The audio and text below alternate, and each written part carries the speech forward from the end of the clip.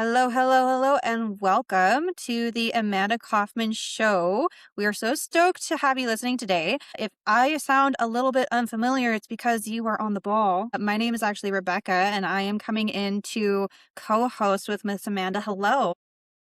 Hello, I'm so glad you're here. I am too. This is going to be so much fun. So, we had the idea that when it comes to Amanda, spreading her wisdom and giving you guys all the good information, it might be helpful to have someone to interview her for a change. So, we're going to try this out. Let us know how you like it in the ratings and, in the reviews. If you hate it, let us know that too. It's all helpful. But yeah, we're just going to start this thing off. You ready? I'm ready, born ready.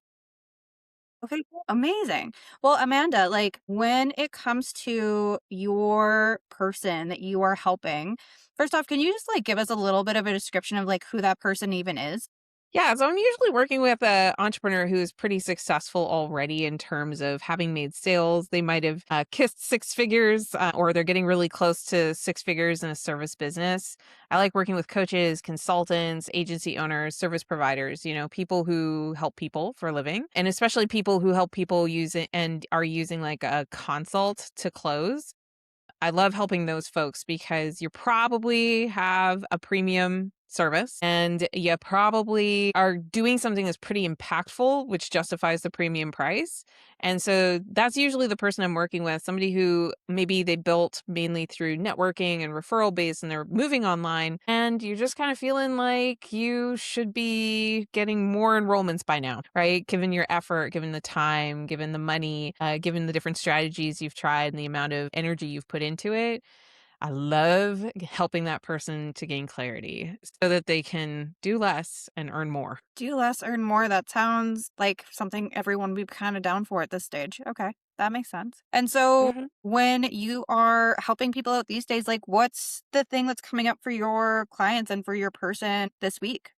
So, what I'm noticing is coming up, especially in the last 12 months, is a lot of conversation around, hey, what used to work doesn't work. So, for example, maybe you did webinars before and they worked and now it's not working. Or maybe you were doing local networking and hosting events and that's not working. So, I'm hearing a lot of entrepreneurs who formerly had success and the old tricks aren't working anymore.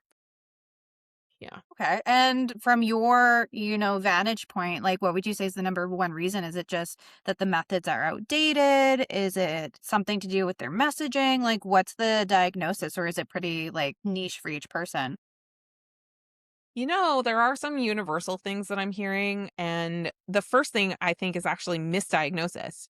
So what I mean by that is people are noticing like, hey, the webinars aren't working, my email marketing's not working, nobody's booking the calls after my speeches. Like people are noticing that data and that trend. And then what they're doing is they're attributing the cause to factors that are way outside of their control. So it's like, oh, well, it's because AI came out, or it's because of the economic climate, or it's because of what's happening in politics. And so I'm seeing a lot of readiness to explain this with, you know, honestly, what's really tricky about it is there things that are true. It's true. AI is Yeah. here. It is disrupting everything. Right? It's true. The economy is what it is and the politics are what they are. Like all of that stuff is true. And I think like when people are looking for like more firm certainty in their business, they're pointing at these things that are true. But the problem is that it's assigning the control or the agency to things that are outside of the business owner's control and agency.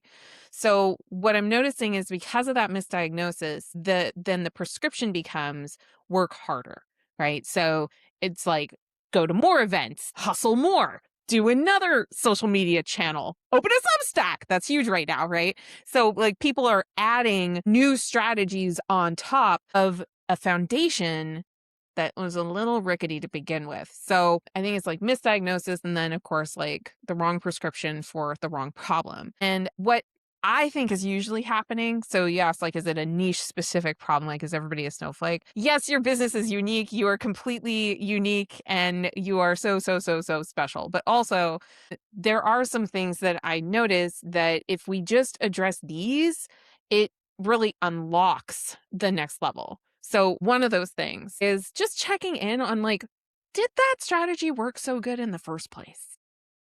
So, for example, let's say you've been doing speaking and you're used to people signing up with you really quickly after the speech. And now lately you're finding fewer people are opting in, fewer people are willing to have the conversation, and fewer still are saying yes. And the ones that are saying yes are taking like 3 or 4 times longer to convince to say yes than ever. So I think one thing is a lot of these business owners, they're anecdotally referencing their their result, right? They're saying it's 4 times longer, or it's taking twice as long, or it's half as much. And the truth is they don't actually have any metrics in their business. So they don't know for sure exactly how many people were in the room, exactly how many people were converting, and exactly what has changed and what is different. They're Huh. speculating, and because they're in an emotional state, they're like, "It's worse than it's ever been before." And it's like, "Well, maybe it was actually kind of bad before, you just didn't have the," you know? And so let me just like translate that for a hot second. So essentially, the business isn't performing, or it doesn't feel like it's performing the way that it used to, or it's not growing at the same trajectory, right? Mhm. And so people are, externalizing why that could be happening, just blaming it on, the state of the politics, the state of the economy, and like, Lord knows, like the price of eggs these days, my God. But what you're saying is that actually they don't have like accurate kind of analysis of their business beforehand. So they don't really Mhm. have any way of really doing a fair comparison. Is that right?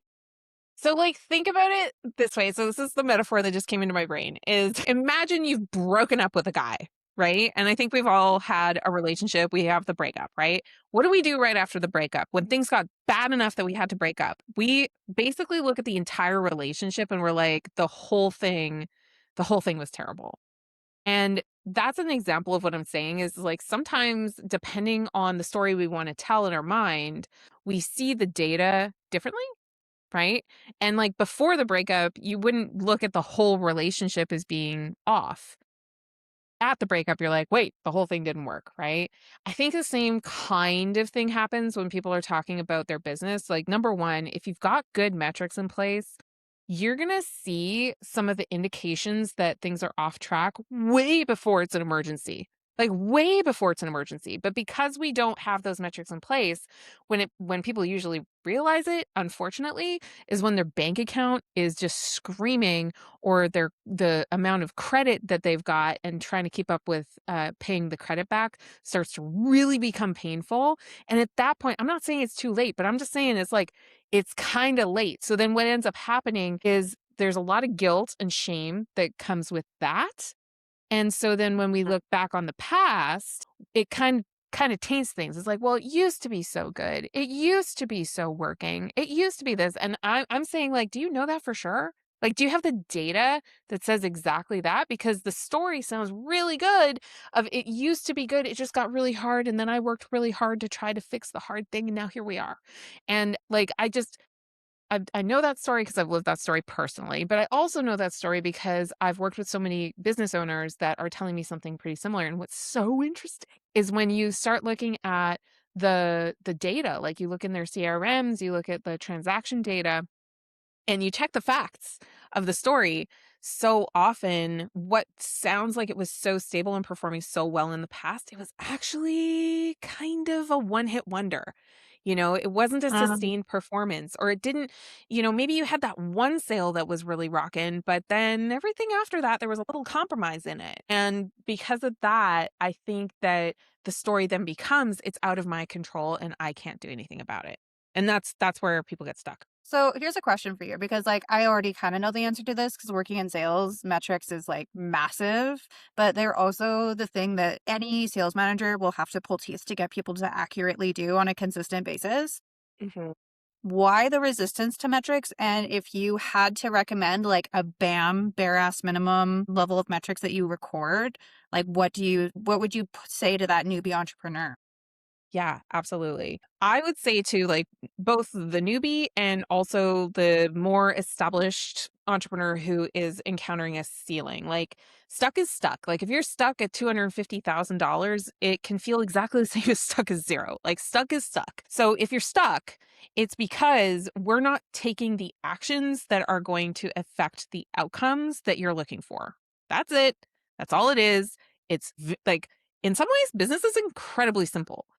The issue is that we think it's not. We think that we have to have viral posts that are going out. And we have to be famous. And we have to have a New York Times bestselling book. And we have to be on all the different news feeds. And we have to, have to, have to, have to, have to, have to, have to. And if you're drowning in all these have to's become gonnas, like I'm gonna do this, I'm gonna do that, right? And what ends up happening is we make more promises about what we're gonna do or how the future is gonna be different than what it is today, and we skip over the things that you know but really, really have to do. So getting back to your point about the bare ass minimum, the BAM is what we call it around here, of metrics, I would say number one, as a business owner, you must track your time. And like, when I say must, and I know that was so dramatic how I dropped that, but most entrepreneurs are so living in reaction to their inboxes, to social media, to opportunities, and they're just like, that pinball game where it's like ping ping ping ping ping ping ping ping ping ping ping ping. And so they're operating like the Tasmanian dang devil, and they're trying to figure out like, how come I don't have a predictable business? And it's like, because you are behaving erratically, right? So the first thing is to pull it in with one calendar, one, not six, but one calendar that describes what is happening with your focus, right? So right now, I am with you, Rebecca. I am not coaching somebody else. I am not in my car driving somewhere. I tried to speak to a lead today, and like she was juggling 1,000 things at once. We had to reschedule the call. I think the average entrepreneur is so chaotic because they don't have visibility to how they are spending their time. And if you don't have Mm, visibility to that, then you won't have the power to make a new decision. I think the second big piece, getting back to like business metrics, is every business is going to have a different set of activities that they perform in order to generate more revenue. So, like for me, it's going to be content, right? So I can measure how many posts am I posting on a given platform. I can measure how many minutes I'm putting onto the YouTubes, right? I can measure how many podcast interviews I'm booking. I can measure all of these input things, and as part of my process, it goes content into middle funnel, into lower funnel. And in the lower funnel, that's where the conversion conversations are happening. I can measure activities all the way along the way. So I would say like your input activities to whatever it is you're doing for visibility and exposure. So if you're doing networking, it's like, how many networking events did you go to this week? Simple, right? It doesn't have to be crazy. So those are like the inputs. Then you need to have your outputs. So I think one of the biggest mistakes I made for years, and that lots of business owners do, is they look at their bank account at the end of the day and then they say, am I successful or not? And they're looking for like this magic number that has enough zeros that they're finally going to feel good about themselves. And that day never comes. And then they're like, what? I'm working hard as hell. And like, I'm not getting the traction that I want. And the reason is that you're looking at this end of the day metric that is so deep into your business activities, and we don't have any visibility in between. So I would say number of calls that you're getting booked at the beginning of your sales process, the number of yeses, and tracking like the financials, all of that is good. But if I was to just do like the three big things, it's my time, it's the number of input activities, number of meetings that are getting booked in the case of a consult business, and then, of course, the number of yeses and the magnitude of those yeses. So, meaning translation for myself, magnitude being how much are they paying you, right? So, we want to actually track what's the total contract, for revenue. And we also want to track the cash that was collected. amen to that. That sounds Yep. sounds right on my end. Okay. And Hmm. so you're starting to track these metrics. You might be discovering some things that were a little bit less stable in your business that you weren't as aware of in the beginning days. Fair. What now? Yeah. I mean, once you have the metrics, you're empowered to start asking questions about what's going on, right? So, if we start with, for example, your time, what is the purpose of every block of like every hour that you allocated in your business? What was the intent of that time? So for example, like let's just say I've got a good chunk of time booked for the next day or so around content for the next few weeks, right? So when I look back on that block, what did I do towards content? And so I kind of think of it kind of like a action, track, review, adjust cycle, right? So first I've blocked the time to do the content. I'm going to do a thing in that time. When I was a newer entrepreneur, it looked a lot like scrolling, right? It looked like a lot like watching what other people are doing. And hey, you got to start somewhere, and that is a place to learn. And if you want to get damn good, you probably have to do a bit of scrolling to just stay on what is new in content. I totally get that. But we don't expand into the 8 hours to fill that time, right? We're doing it very discreetly. We're taking our notes and then we are moving on. But you're going to be doing action that's going to produce a result that whole time. So just track, like, what did I do? How many, how much? And then what was my expected outcome from that? So when we're recalibrating, we can ask the question. It's like, hey, okay, so I've already committed that I'm going to make the investment of, say, 8 hours a month into my content. Now I'm empowered to make different decisions about what I'm doing inside of the 8 hours to affect more of a result. So, for example, when I was examining my content strategy, I was like, dang, I keep sitting down, opening up a recording to do a solo episode, and I'm getting stuck and I'm getting drained. And I let myself do that like half a dozen times. And then I was like, I need a solution for this. So I used some of my time to say, well, what can I do to help me finish? And one of the ideas was to invite a host to ask me questions so that I would have more accountability in the conversation so the conversation would conclude. So that's the reason Rebecca's here, and it's going pretty great so far. And like we could iterate from here as well. So like when I think about the Awesome. game of business, it really is like examining your time and the money that goes with that too, of course, but really examining, like, is there a way that I can make one move that makes everything else downstream easier? And the strategy of focusing on this is this particular video, this very one that we're watching, can become short form content, can be transcript content that can be re-engineered into caption content, you name it. I can create a huge ton of content by fixing this one bottle. Well, and I think the thing that like really strikes me about that example is that like you're taking time out of the doing in your business to really analyze like the why you're doing things in the first place, which I think can be really tough for someone who's in the thick of it, where you feel like you're just hopping from thing to thing to thing to thing, like you were saying, and like intentionally taking that time to like actually assess like what is going to be the needle mover here? What do I actually need to adjust to get this better result that I'm after? It is so easy, especially in today's society, to become very reactionary. And I'm not even talking about your attitude being reactionary, although that's also a thing, but I just mean your to-do list, it's so easy to have the marketers fill it up, your family fill it up, your friends fill it up, and it's all well intended and well meaning. And I really believe like if you have something bigger to do, like you have a vision and of your purpose and the impact that you really want to have, it is so important that you get real about how you are using your time and money and to be more intentional so then when things aren't working, which things don't work 99% of the time, then you're empowered to say, well, like if I was to make a change, what would I change? And then test it and then try that and then just keep going. You owe it to your dreams. 1000%. 1000%.